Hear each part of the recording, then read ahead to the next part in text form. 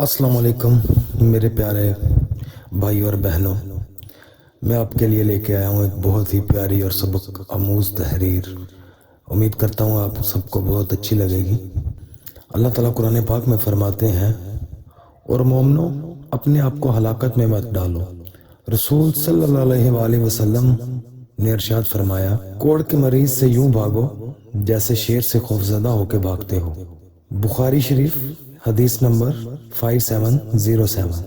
گویا وائرس سے بچنا سنت ہے۔ نبی صلی اللہ علیہ وآلہ وسلم کا فرمان ہے، اونٹ کا گھٹنا باندھو اور پھر توکل کرو۔ ترمذی حدیث نمبر 2517۔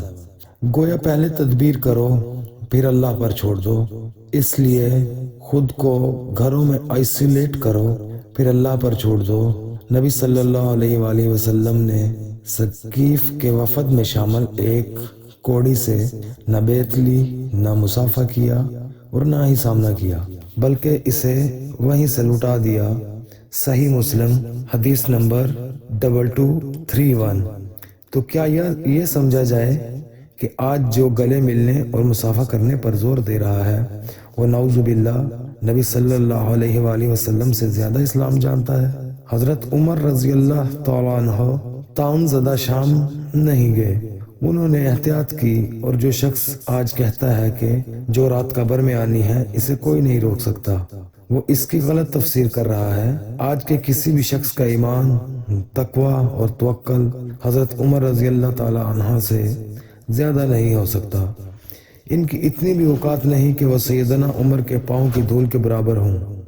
جن لوگوں کو کرونا مذاق لگ رہا ہے وہ اس تصویر کو بار بار دیکھیں اور عبرت حاصل کریں۔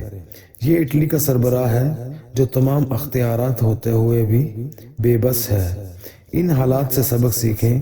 عقل مند وہی ہوتا ہے جو دوسروں کے واقعات سے سبق سیکھتا ہے۔ ایسا نہ ہو کہ آپ دنیا کے لیے سبق بن کر رہ جائیں۔ شکریہ۔ اگر تحریر اچھی لگی ہو تو چینل سبسکرائب کریں اور شیئر کر دیں۔